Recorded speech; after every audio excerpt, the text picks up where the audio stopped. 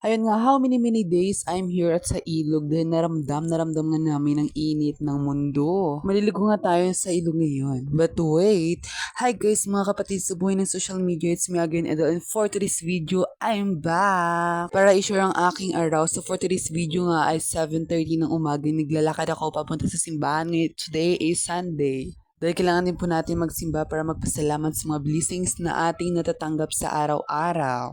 So for the red nga ang aking sinusuot for today's video. Sabihin nyo na naman birthday ko, porket naka-red lang birthday na. So ayan nga, nag-iisa lang ako naglalakad for today's video at hindi nga sumama ang aking sister. Sa kadahilan ng hindi ko alam ang kanilang reason kung ba't siya sumama. Dahil pag-alis ko nga ay natutulog pa siya doon, nakahilanta sa pakama. Nakikita nyo naman yung dinadaanan ko, yung papasok ko sa eskwelahan. Dahil nga magkalapit lang yung school at simbahan namin. Malapit-lapit na din nga ako dito sa simbahan. E natawid ko naman na mag-isa lang ako. Ganoon lang pala kadali.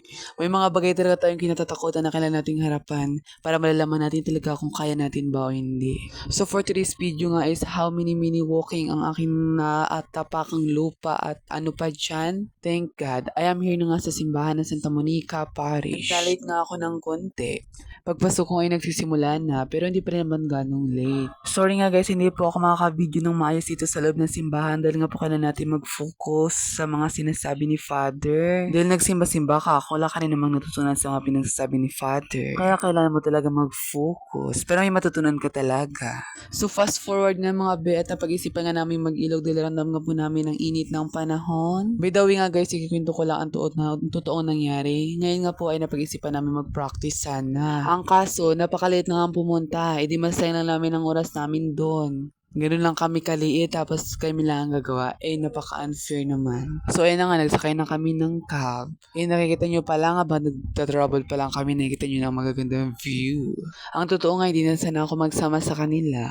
Eh, kasi nga wala akong pera. So, buti nga meron na akong mabubuting kaibigan. Nilibre nila ako ng pamasahe. O, diba? Gagawin nila lahat para lang makasama ako. So, kaya nga maraming salamat sa aking mga kaklase. Kaklase na magiging best friend ko na forever. Napapakabait nila.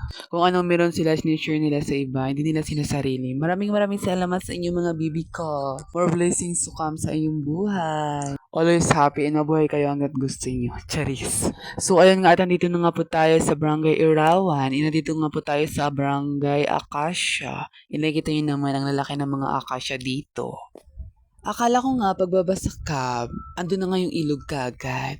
Yun pala, lalakarin pa namin. Eh sabi ko, ito, ilog na, baka andito kami. Hindi pala dito, meron pa pala mas maganda dito. Yan pala nga yung mga sinyalis na may ilog talaga dito sa taas and napakasarap liguan. Eh nakikita nyo nga guys, na hindi nga dito malinaw-linaw ang tubig. Dahil nga po katatapos lang gawin ang tulay na ito. Pero nakikita nyo diba talaga ang sarap ng tumalon. Alam nyo ba na habang naglalakad ako and kami, syempre, pumapatak ang aming pawis. Kaya nang-aasim na kami. Kaya kailangan namin talagang mag-ilog for today's video. So for today's video nga, kami-kami lang din naman ang pumunta dito sa ilog. May isa nga hindi sumama sa amin dahil nga hindi siya bagay ng kanyang parents. Sa bawat lakad nga po natin, kailangan po natin talaga magpaalam ng permission sa ating mga parents kung tayo ba ipapayagan nila maglakotsa or hindi. Siyempre kung di tayo payagan, ipilitin. Charis o ganun. Siyempre pwede tayo payagan, huwag nang pilitin. Para rin naman po talaga yun sa ating safety.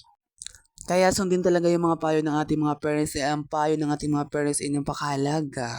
Dahil nga ito ay para din sa ating kaligtasan at kapakanan. 1, 2, 3. Ilog na!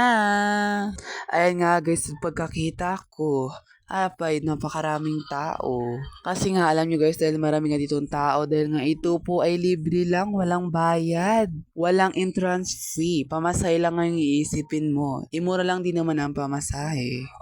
Or kung meron kang private car or meron kang private na sasakyan, pasok na pasok nga dito sa ilog. Inagkab lang kami, hindi rin naman kayo pinitong ihatid. Ano kami, social?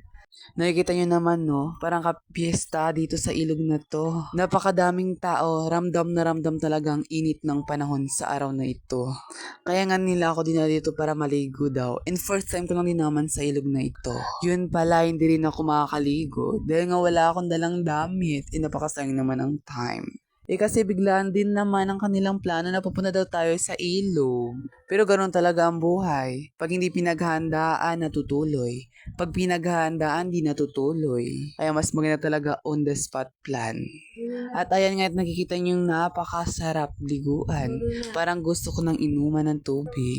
Kung ano nakikita niyo dito sa camera, mas maganda pa yan dito sa face to face. Apakalinis ang ilog dito. Wala tayong basurang makikita. Ang bawal nga dito ang pagkalat ng basura. Hindi nga kami naliligo pero dito nagmumukbang kami ng chichirya nila.